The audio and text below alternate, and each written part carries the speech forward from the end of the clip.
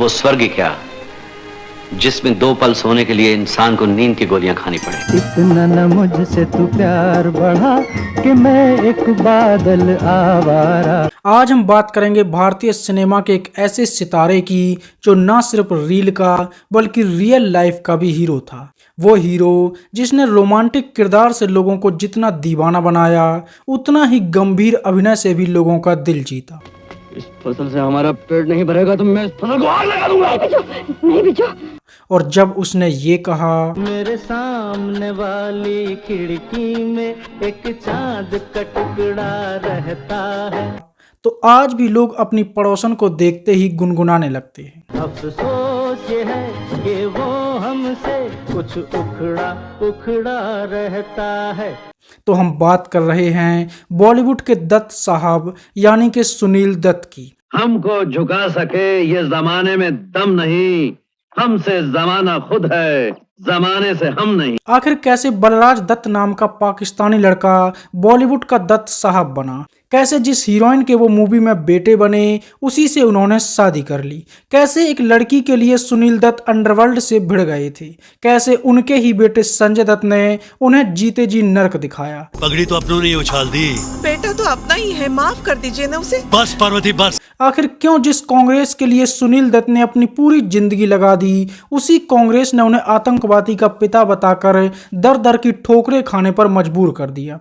सुनील दत्त की जिंदगी से जुड़े वो कौन से सच हैं जिन्हें जानकर आपको पता चलेगा कि ऐसा इंसान दुनिया में दूसरा नहीं हो सकता? जानेंगे और भी बहुत कुछ, तो चलिए शुरू करते हैं। दूसरों के साथ मिलकर नेतागिरी और चमचागिरी की आदत नहीं है मुझे। सावन का महीना पवन करे शोर। सुनील दत्त का जन्म 6 जून 1929 को पंजाब के एक छोटे से गांव खुर्द में हुआ था। उनके पिता का नाम दीवान रघुनाथ दत्त था और मां का नाम था कुलवंती देवी। दीवान रघुनाथ दत्त के यहाँ पर 3 बच्चों का जन्म हुआ था, बेटी राजरानी और 2 बेटे सोम दत्त और बलराज दत्त। और आगे चलकर बलराज दत्त ही सुनील दत्त बने। सुनील दत्त बहुत छोटे थे तभी उनके पिता को किसी ने जहर देकर मार दिया था। जिस जगह पर सुनील दत्त का परिवार रहता था वो बंटवारे के बाद पाकिस्तान में चला गया था और बलराज दत्त मतलब सुनील दत्त का परिवार भारतीय से पाकिस्तानी परिवार हो गया था। मैं सिर्फ छूत ही नहीं बल्कि मेरे पिताजी जेल के आसामी थे। लेकिन वो जात से ब्राह्मण थे तो उनका पाकिस्तान में रहना मुश्किल हो गया। कहा तो ये भी जाता है कि उनके पिता को भी हिंदू होने के कारण उनके ही पड़ोस के किसी आदमी ने जहर देकर मार दिया था। बलराज दत्त की मां को वहां रहना सुरक्षित नहीं लगा, इसलिए वो अपने बच्चों को लेकर भारत आ गईं और लखनऊ आकर बस गईं। परिवार की हालत कुछ ठीक हुई तो सुनील दत्त पढ़ाई लिखाई के लिए बम्बई आ गए। बम्बई में जय हिंद कॉलेज था जो खासकर शरणार्थियों के लिए ही खोला गया था। सुनील दत्त दिन में कॉलेज जाते और रात में एक बस डिपो में टिकट काटने का काम करते जिससे उनका खर्चा चलता था। ये चंदा रूस का ना ये जापान का ना ये अमेरिकन प्यारे। कुछ समय बाद उन्हें एक रेडियो अनाउंसर के तौर पर नौकरी मिल गई जहां उनका काम बड़े बड़े फिल्म स्टार का इंटरव्यू लेना होता था। सुनील दत्त ने इसी रेडियो स्टेशन में नरगिस का भी इंटरव्यू किया था जो आगे चलकर उनकी जिंदगी बदलने वाली थी। एक बार सुनील दत्त ने दिलीप कुमार का इंटरव्यू लिया जो अपनी मूवी शिकस्त के लिए इंटरव्यू दे रहे थे और इसी समय उनकी मुलाकात हुई फिल्म मेकर रमेश सहगल से। रमेश सहगल ने सुनील दत्त से कहा कि तुम इंटरव्यू लेना छोड़ो और फिल्मों में ट्राई करो। रमेश ने सुनील दत्त को स्क्रीन टेस्ट के लिए बुला लिया। सुनील दत्त ने स्क्रीन टेस्ट दिया और इतना बेहतरीन दिया कि रमेश सहगल ने सीधा उन्हें मूवी में साइन कर लिया। ये जमीन तो मेरी है, ये मेरी माँ है, मुझसे कोई नहीं छीन सकता। अभी तक सुनील दत्त का नाम बलराज दत्त ही था जो उनका असली नाम था, लेकिन फिल्मों में आने के बाद उन्होंने अपना नाम बदल लिया और वह बलराज दत्त से सुनील दत्त बन गए और इस तरह पहले ही मूवी में सुनील दत्त को लीड रोल मिल गया। मूवी का नाम था प्लेटफॉर्म जो 1955 में आई थी। और पहले ही मूवी से सुनील दत्त हीरो बन गए। देख तेरे भगवान की हालत क्या हो गई, इंसान कितना बदल गया भगवान। उनके काम की भी खूब तारीफ हुई। इसके बाद कुंदन आई और इसमें भी सुनील दत्त ने बेहतरीन काम किया। 1957 में सुनील दत्त ने मीना कुमारी के साथ काम किया। मूवी का नाम था एक ही रास्ता। सामने सलोनी आए दिन बहार के, झूमते नजारे झूमे रंगदार। और उस समय एक नया लड़का होने के बाद भी मीना कुमारी का हीरो बन जाना अपने आप में एक बड़ी बात थी, जिसके साथ काम करने से भी एक्टर घबराते थे। इसके बाद राजधानी और किस्मत का खेल जैसी फिल्में भी आईं और फिर आई एक ऐसी मूवी जिसने सुनील दत्त की किस्मत बदल दी और वो रातों रात स्टार बन गए। मूवी का नाम था मदर इंडिया। दुनिया में हम आए हैं तो जीना ही पड़ेगा। और इस मूवी में सुनील दत्त ने नरगिस के बेटे का किरदार निभाया था और ऐसे निभाया कि आज भी लोग बिरजू के नाम से उन्हें याद करते हैं। ना मैं भगवान हूँ ना मैं शैतान हूँ, अरे दुनिया जो चाहे। हालांकि ये किरदार पहले दिलीप कुमार को ऑफर हुआ था, लेकिन उन्होंने नरगिस का बेटा बनने से मना कर दिया और फिर ये किरदार सुनील दत्त निभाकर अमर हो गए। ये बॉलीवुड का पहला एंटी हीरो का किरदार था और जब एंग्री यंग मैन का लोगों ने नाम तक नहीं सुना था तब सुनील दत्त ये किरदार निभा चुके थे। एक बिरजू मर गया तो क्या हुआ? मेरे मरने से गांव की औरतों के सरों पर ओढ़नी आ जाएंगी। और सुनील दत्त को ही भारतीय सिनेमा का पहला एंग्री यंग मैन कहा जाता है। मदर इंडिया मूवी भले ही नरगिस की थी, लेकिन हीरो सुनील दत्त ही थे और मेरी माँ के कंगन वाला सीन लोग कभी नहीं भूल सकते। लाला, मेरी माँ के कंगन कोई नहीं पहन सकता। लौटा दे कंगन, लौटा दे, नहीं तो कंगन के साथ तेरी बेटी भी ले जाऊंगा। इस मूवी में नरगिस और सुनील दत्त ने माँ बेटे का किरदार निभाया था और बाद में सुनील दत्त ने अपनी ही फिल्मी माँ से शादी कर ली थी, जिससे खूब बवाल भी हुआ था, जिसकी चर्चा भी हम आगे करेंगे। इसके बाद पायल, साधना, पोस्ट बॉक्स और इंसान जाग उठा जैसी फिल्में भी आईं और मधुबाला के साथ भी सुनील दत्त ने बेहतरीन काम किया। अरे खेल है सारा मेहनत का, सच्चा है सहारा मेहनत का, अपना तो है नारा। 1959 में सुनील दत्त की मूवी आई थी दीदी और इस मूवी के गाने बड़े हिट हुए और ये गाना हमने सुना था एक है भारत, सब मुल्कों से नेक है भारत, आपने कभी ना कभी जरूर सुना होगा। लेकिन जब नजदीक से देखा, सोच समझ कर ठीक से देखा। 1960 में सुनील दत्त की एक और यादगार मूवी आई हम हिंदुस्तानी और इस मूवी का ये गाना छोड़ो कल की बातें, कल की बात पुरानी, नए दौर में आज भी लोग ओल्ड इज गोल्ड कहकर देशभक्ति की भावना से सुनते हैं। हम हिंदुस्तानी, हम हिंदुस्तानी। और बहुत कम लोग ये जानते होंगे कि इसी मूवी से संजीव कुमार ने अपने एक्टिंग करियर की शुरुआत की थी। इसके बाद एक फूल चार कांटे और दुनिया झुकती है जैसी बेहतरीन मूवीज भी आईं। 1961 में सुनील दत्त की मूवी आई छाया और सच में ये मूवी कमाल की थी। मूवी की हीरोइन थी आशा पारेख और इस मूवी के गाने भी बड़े हिट हुए। आंखों में मस्ती शराब की, काली जुल्फों में रातें शबाब की, दिल से दिल की डोर बांधे, चोरी चोरी जाने हम तुम हम। और इन गानों को सुनकर ऐसा लगता है जैसे हम उस दौर में ही पहुंच गए हों। और सुनील दत्त का ये गाना इतना न मुझसे तू प्यार बढ़ा कि मैं एक बादल आवारा, आज भी हर किसी का फेवरेट है। कैसे किसी का सहारा बनूं कि मैं खुद बेघर बेचारा। 1962 में सुनील दत्त फिर से मीना कुमारी के हीरो बने। मूवी आई मैं चुप रहूंगी और इस मूवी के गाने भी लाजवाब थे। 1962 में सुनील दत्त फिर से मीना कुमारी के हीरो बने। मूवी आई मैं चुप रहूंगी और इस मूवी के गाने भी लाजवाब थे और खासकर मूवी का ये बच्चों वाला गाना तुम ही हो माता पिता, तुम ही हो बंधु। जो आगे चलकर स्कूलों की प्रार्थना ही बन गया। मीना कुमारी और सुनील दत्त की जोड़ी भी पर्दे पर खूब जमी। इसके बाद झूला आई, लेकिन कोई भी इस पर झूलने के लिए थिएटर तक नहीं गया। इसके बाद आई गुमराह, और सुनील दत्त की ये मूवी भी बेहतरीन थी, जिसके सैड गाने इतने सैड थे कि अच्छा खासा खुश आदमी भी इन्हें सुनकर सैड हो जाए।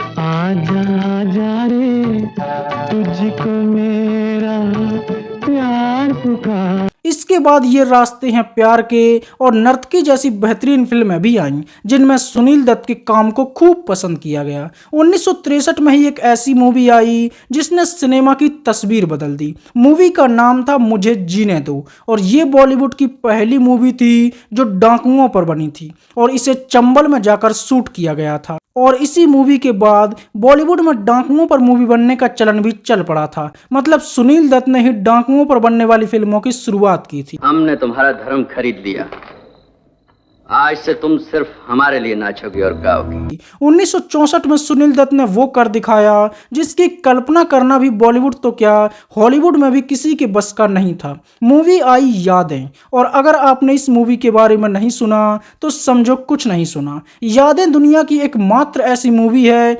जिसमें सिर्फ एक एक्टर है और अकेले पूरी मूवी में एक्टिंग कर रहा है। ये भारत की सबसे बेहतरीन एकल फीचर फिल्म भी थी। तुम क्या समझती हो कि मैं यहाँ अकेला जी नहीं सकता, जिंदा नहीं रह सकता?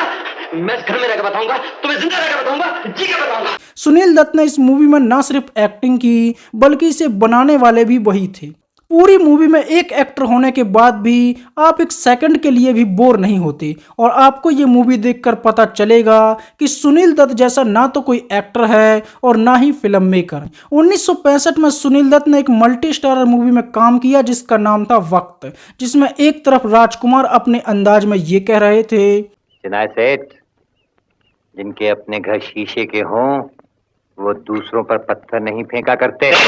तो वहीं दूसरी तरफ सुनील दत्त से साधना ये कह रही थी, हम जब सिमट के आपकी बाहों में आ गए। और इसी मूवी का गाना था, ऐ मेरी ज़ोहरा जबी तुझे मालूम नहीं तू अभी तक है हंसी और, जो आज भी लोग मस्ती भरे माहौल में सुनते हैं। इसके बाद खानदान आई, और नूतन के साथ आई सुनील दत्त की ये मूवी भी एक यादगार मूवी बनी। इस मूवी के गाने भी बड़े हिट हुए। तू ही मेरे मंदिर, तू ही मेरी पूजा। इसके बाद आई मेरा साया, और सच में इस मूवी के लिए सुनील दत्त को हमेशा याद किया जाएगा। ये मूवी बड़ी हिट हुई और इसमें उनकी हीरोइन थी साधना, और साधना ने जो काम इस मूवी में किया उसे लोग कभी नहीं भूल सकते। इस मूवी का हर गाना लाजवाब था, फिर चाहे सैड सॉन्ग हो या फिर रोमांटिक।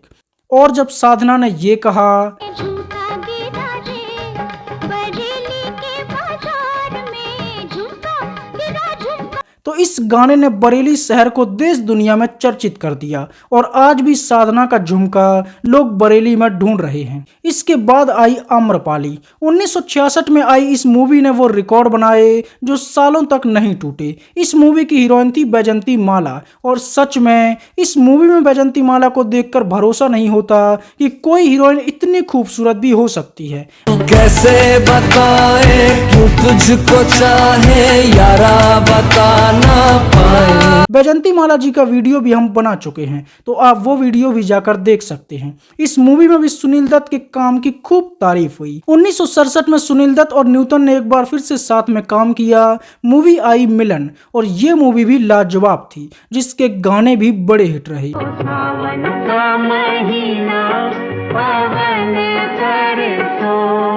इसके बाद सुनील दत्त ने एक बार फिर से राजकुमार के साथ काम किया। मूवी आई हमराज, और ये मूवी उस समय बड़ी चर्चित रही थी। ये वो समय था जब सुनील दत्त सुपरस्टार बन चुके थे, जिनकी चारों उंगलियां घी में थीं। इस मूवी के गाने भी बड़े हिट रहे, और खासकर ये गाना, तुम अगर साथ देने का वादा करो। इसके बाद मेहरबान आई और ये मूवी भी सुपरहिट रही। इस मूवी में सुनील दत्त ने भगवान श्री कृष्ण का किरदार भी निभाया था। 1968 में सुनील दत्त ने एक ऐसी मूवी में काम किया जिसने उनके किरदार को अमर कर दिया। मूवी का नाम था पड़ोसन और आज भी इसे बॉलीवुड की एवरग्रीन कॉमेडी फिल्म माना जाता है।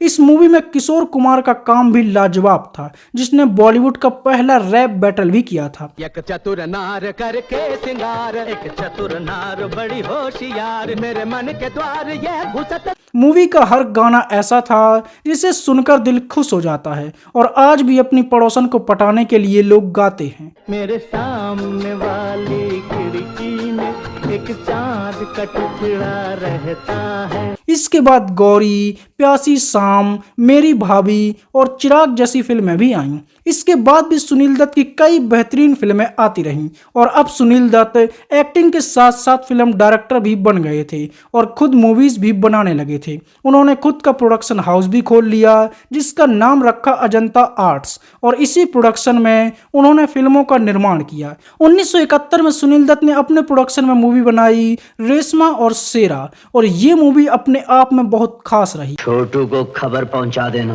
कि शेरा अब उसके भाई का नहीं, उसकी मौत का नाम है। सुनील दत्त इस मूवी के हीरो, डायरेक्टर और प्रोड्यूसर सब कुछ थे। यही वो मूवी थी जिसमें पहली बार सुनील दत्त ने अमिताभ बच्चन को काम दिया था। मतलब अमिताभ बच्चन को बॉलीवुड में लाने वाले सुनील दत्त ही थे। इसी मूवी में अमरीश पुरी, रंजीत, विनोद खन्ना जैसे कई नए लोगों को भी मौका दिया गया था जो आगे चलकर बॉलीवुड का बड़ा नाम बने। संजय दत्त ने भी पहली बार एक चाइल्ड आर्टिस्ट के तौर पर इसी मूवी में काम किया था।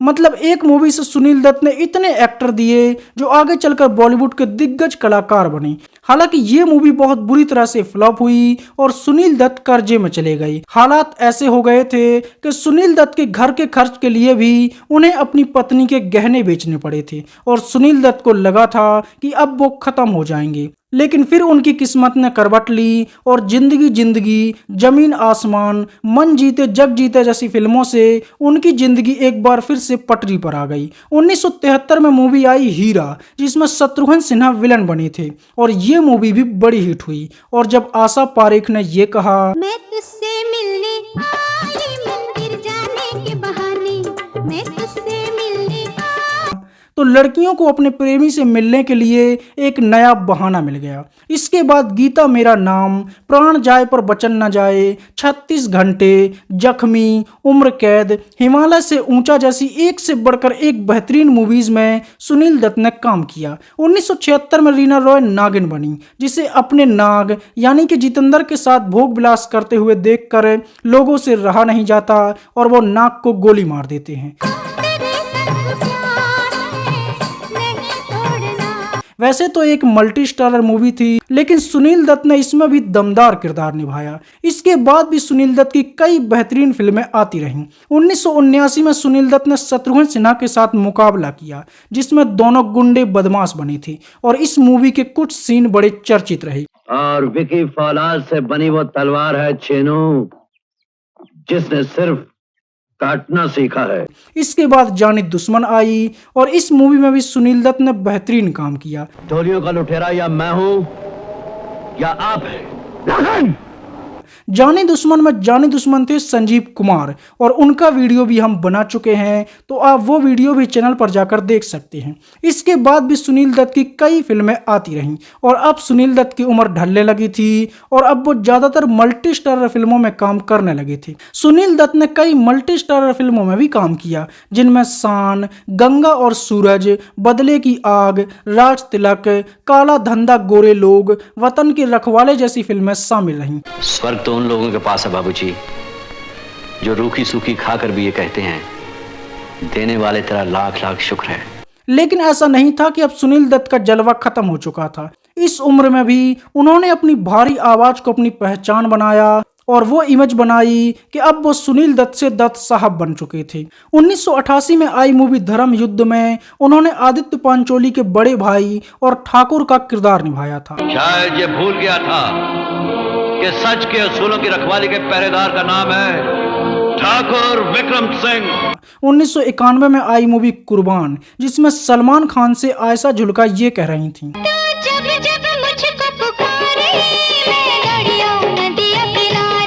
और इस मूवी में सुनील दत्त ने आयशा जुल्का के पिता का किरदार निभाया था। 1993 में क्षत्रिय और परंपरा जैसी फिल्मों में भी सुनील दत्त ने दमदार काम किया। इसके बाद भी कई फिल्मों में सुनील दत्त ने सपोर्टिंग किरदार निभाया। 2003 में संजय दत्त मुन्ना भाई MBBS बनी और इस मूवी में सुनील दत्त ने अपने सगे बेटे के सगे बाप का किरदार निभाया था। मुन्ना भाई MBBS सुनील दत्त की आखिरी मूवी थी और उनके जादू की झप्पी वाले सीन को कौन भूल सकता है।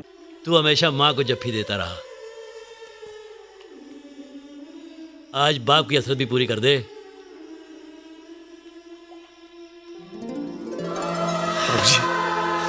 और इस समय तक सुनील दत्त अपनी पर्सनल लाइफ में इतने टूट चुके थे कि जब यह सीन शूट हुआ तो वो अपने बेटे के गले लगकर फूट फूट कर रोने लगे थे, क्योंकि उनकी जिंदगी किसी सैड और इमोशनल मूवी से कम नहीं थी। तो अब हम बात करेंगे सुनील दत्त की पर्सनल लाइफ की और साथ ही जानेंगे उनसे जुड़े कुछ अनसुने किस्से।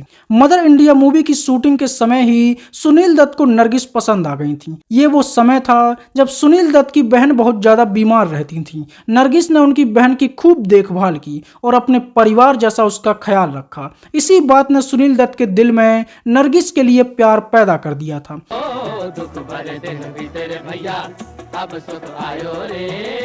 मूवी में एक आग का सीन था जिसमें नरगिस आग में फंस जाती है और बिरजू यानी कि सुनील दत्त उन्हें बचाते हैं। बहुत कम लोगों को ये पता होगा कि ये सीन शूट करते हुए आग बेकाबू हो गई और नरगिस सच में आग में फंस गई थी।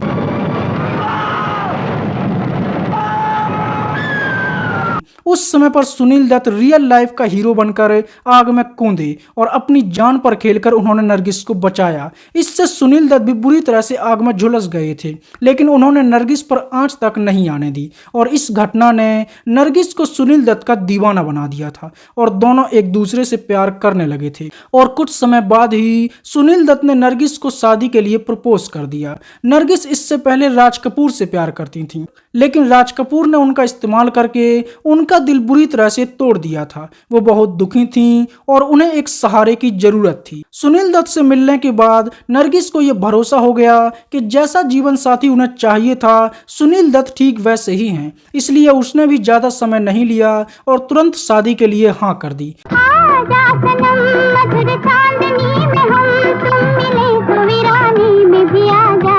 11 मार्च 1958 को ही दोनों ने शादी कर ली, लेकिन उन्होंने अपनी शादी को गुप्त रखा क्योंकि हाल ही में मदर इंडिया रिलीज हुई थी और मूवी में दोनों माँ बेटे के किरदार में थे। उन्हें डर था कि लोग उनकी शादी से नाराज हो जाएंगे। 1 साल तक इस शादी को छुपा कर रखा गया, लेकिन जब शादी के रात से पर्दा उठा तो जैसे मुसीबतों ने सुनील दत्त को घेर लिया। एक तरफ लोग उन्हें गालियां देने लगे कि मदर इंडिया की मां से ही शादी कर ली। लोगों ने सुनील दत्त के विरोध में मोर्चा खोल दिया क्योंकि उस समय पर लोग इतने एडवांस नहीं थे कि वो जिस पर्दे पर मां और बेटे के रूप में दोनों को देख चुके हैं उसे असलियत में पति पत्नी के रूप में स्वीकार कर लें। तो लोगों ने सुनील दत्त का खूब विरोध किया। कैसे किसी का सहारा बनूं कि मैं खुद बेघर बेचारा। लेकिन इससे भी बड़ी समस्या यह थी कि मुस्लिम डॉन ने सुनील दत्त को जान से मारने की धमकियां देना शुरू कर दिया था। उसने कह दिया कि नरगिस एक मुसलमान है, इसलिए वो एक हिंदू हीरो से शादी नहीं कर सकती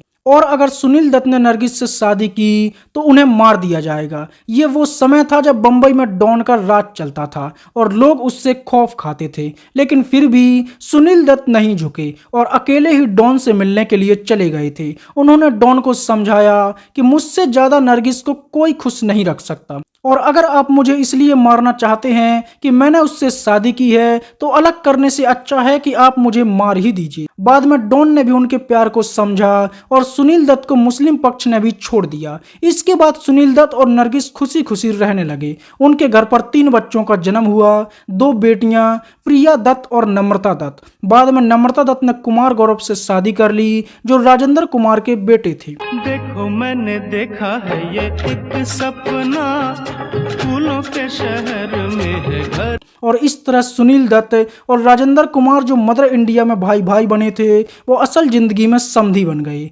सुनील दत्त का एक बेटा भी हुआ जिसे आज हम संजय दत्त के नाम से जानते हैं। सब कुछ अच्छा चल रहा था, परिवार खुशी खुशी जिंदगी जी रहा था। नरगिस दत्त ने फिल्मों से संन्यास ले लिया था और वह एक समाज सेविका बन गई थी। सुनील दत्त ने भी खुद का प्रोडक्शन हाउस खोलकर फिल्में बनाना शुरू कर दिया था। इसी समय पर वो अपने बेटे संजय दत्त को लॉन्च करने की तैयारियों में भी लग गए थे। मूवी की शूटिंग भी शुरू हो गई थी।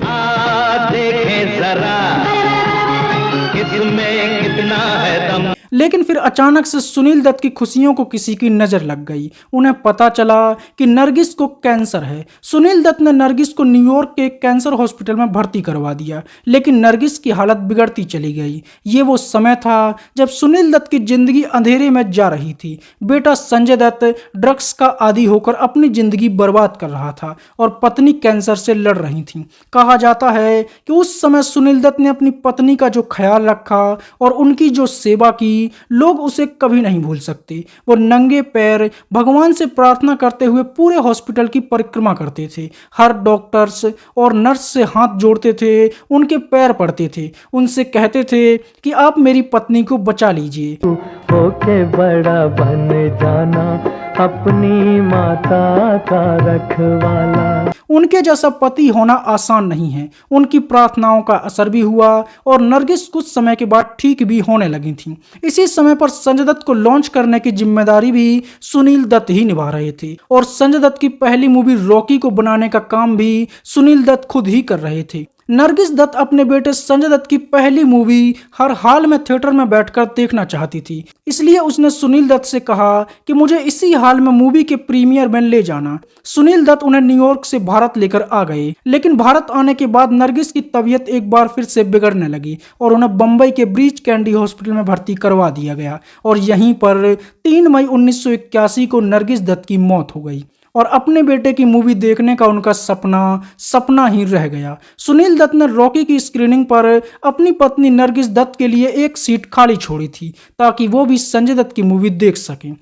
मेरा साया साथ होगा। सुनील दत्त अपनी पत्नी के गम से उभरे भी नहीं थे कि बेटा संजय दत्त दुनिया भर के ड्रग्स ले लेकर पल पल मरने लगा था और अपने बेटे की ऐसी हालत देखकर सुनील दत्त बुरी तरह से टूट गए। डॉक्टरों ने सुनील दत्त से कह दिया था कि संजय दत्त ज्यादा दिनों तक जिंदा नहीं रहेंगे, लेकिन सुनील दत्त ने हार नहीं मानी और अपने बेटे को ड्रग्स की लत से बाहर भी निकाला और फिर से परिवार को संभाला। सुनील दत्त ने अपनी पत्नी की आखिरी इच्छा पूरी करने के लिए कैंसर से पीड़ित लोगों के लिए काम करना भी शुरू किया। उन्होंने अपने प्रोडक्शन हाउस को एक संस्था में बदल दिया और वो समाज सेवा करने लगे। आपकी जगह माँ ले सकती है। 1984 में सुनील दत्त ने राजनीति में भी कदम रखा और कांग्रेस ज्वाइन कर ली और वो एक दमदार राजनेता बने। 5 बार लोकसभा के सदस्य भी रहे। उनका राजनीतिक कैरियर बेहतरीन रहा और उन्होंने कई अलग अलग क्षेत्रों के मंत्री पद संभाले। क्या कि बच्चों को महसूस नहीं होना चाहिए कि ये बड़े बड़े माँ बाप के बच्चे हैं। सुनील दत्त अब दत्त साहब बन गए थे और हर कोई उनका सम्मान करता था। वो एक सफल नेता और एक सफल अभिनेता बन चुके थे। उनके पास मान सम्मान रुपया पैसा सब कुछ था, लेकिन फिर अचानक से सब कुछ बदल गया। जब बाबरी मस्जिद गिरी तो देश में दंगे भड़क गए। सरकार के विरोध में लोग सड़कों पर उतर गए। सुनील दत्त कांग्रेसी थे तो वो सरकार के समर्थन में उतर गए। इससे नाराज लोग सुनील दत्त पर भड़क गए और उन्हें जान से मारने की धमकियां देने लगे। संजय दत्त ने इसी समय पर एक ऐसी बेवकूफ़ी की कि जिससे पूरा परिवार और भी बड़े खतरे में पड़ गया। उन्होंने अपने घर पर AK-56 रखवा ली। 1993 में जब बम्बई ब्लास्ट हुए तो पता चला कि संजय दत्त के पास जो हथियार रखे हैं वो उन्हीं हथियारों में से थे जो इस ब्लास्ट में इस्तेमाल हुए थे और इस तरह से संजय दत्त का नाम भी ब्लास्ट में आ गया और उन्हें जेल हो गई। नायक नहीं। और यहीं से सुनील दत्त की जिंदगी भी नरक बन गई। अपने बेटे को बचाने के लिए सुनील दत्त ने दिन रात एक कर दिए। वो पागलों की तरह नेता, अभिनेता और बड़े बड़े लोगों से अपने बेटे को बचाने के लिए भीख मांगते रहे, लेकिन हर किसी ने हाथ खड़े कर दिए। लोग सुनील दत्त को आतंकवादी का बाप कहने लगे थे, उन्हें गालियां देते, कोसते और उनके साथ बैठने उठने से भी किनारा करने लगे थे। सुनील दत्त ने वो समय देखा जब उनके दिन रात कोर्ट कचहरी के चक्कर काटते हुए बीतने लगे थे। संजय दत्त ने अपने पूरे परिवार को वो नर्क दिखाया जिसकी कल्पना करना भी कठिन है। अपने बेटे को बचाने के लिए सुनील दत्त ने अपना घर तक बेच दिया था। सुनील दत्त नंगे पैर अपने बेटे को बचाने के लिए छोटे से छोटे और बड़े से बड़े वकील के हाथ जोड़ते फिरते थे। डॉक्टर साहब मुझे माफ कर दीजिए, मैं बहुत ऊंचा बोल गया था। जिस कांग्रेस के लिए सुनील दत्त ने अपनी पूरी जिंदगी लगा दी थी और लगभग 10 साल तक उससे जुड़े रहे थे, उसी कांग्रेस ने सुनील दत्त से पलड़ा ऐसे झाड़ लिया जैसे वो उन्हें जानते भी नहीं हो। जब नरगिस जिंदा थीं तो वो इंदिरा गांधी के साथ कंधे से कंधा मिलाकर काम करती थीं और उनका आपस में परिवार जैसा माहौल था। लेकिन अब इंदिरा गांधी ने भी सुनील दत्त से बात करने और मिलने तक से मना कर दिया था। लेकिन सुनील दत्त ने हार नहीं मानी और आखिरकार संजय दत्त को जेल से भी बाहर निकलवा लिया और जब तक वो रहे तब तक संजय दत्त को सजा नहीं हुई। मतलब उनके जैसा पिता मिलना भी लगभग नामुमकिन है। उन्होंने जो अपने बेटे संजय दत्त के लिए किया वो कोई भी पिता कभी नहीं कर पाता। मेरा बाप रोके गया इधर से, पहली बार मेरे सामने रोया, अपन ने साला रुलाया उसको। वो जितने अच्छे पति और जितने अच्छे पिता बने, ना तो कोई दूसरा इंसान ऐसा हुआ है और ना ही शायद कभी होगा। सुनील दत्त का नाम कभी भी किसी के साथ विवाद में नहीं आया, ना ही कभी किसी से कोई लड़ाई झगड़ा हुआ। वो एक मात्र ऐसे एक्टर थे जिसका नाम कभी किसी दूसरी हीरोइन या दूसरी लड़की के साथ नहीं जुड़ा और ऐसी शख्सियत वाले इंसान थे सुनील दत्त साहब और इसीलिए उन्हें रियल लाइफ का हीरो कहा जाता है। सुनील दत्त ने अपने आखिरी समय में सिर्फ कष्ट ही झेले, उनकी जिंदगी मुसीबतों से भरी रही। एक बार उन्होंने अपने एक इंटरव्यू में कहा था कि मैंने जिंदगी में जो कुछ भी किया वो सब बेकार गया। उन्होंने जिंदगी भर जो भी कमाया, जो भी मान सम्मान बनाया, वो एक झटके में चला गया और उन पर एक आतंकवादी के पिता होने का ठप्पा भी लग गया जो उन्हें अंदर ही अंदर झंझोरता रहता है। उम्र बीत जाती है इज्जत कमाने में और तेरे बेटे ने चलो। और इन्हीं सब बातों को अपने अंदर समेटे हुए 25 मई 2005 को सुनील दत्त को हार्ट अटैक आया और वह इस दुनिया को छोड़कर चले गए। इस वीडियो में हमने एक भी ऐसे मीम्स का इस्तेमाल नहीं किया है जो उनका मजाक बनाए। अभी तक हमने जितने भी एक्टर और एक्ट्रेस की जीवनी पढ़ी हैं उन्हें जाना है, उनमें से सुनील दत्त साहब सबसे अलग और सम्मान के पात्र हैं और ऐसे महान इंसान को हमारा दिल से सल्यूट है। अरे दुनिया जो चाहे समझे, मैं तो इंसान हूँ।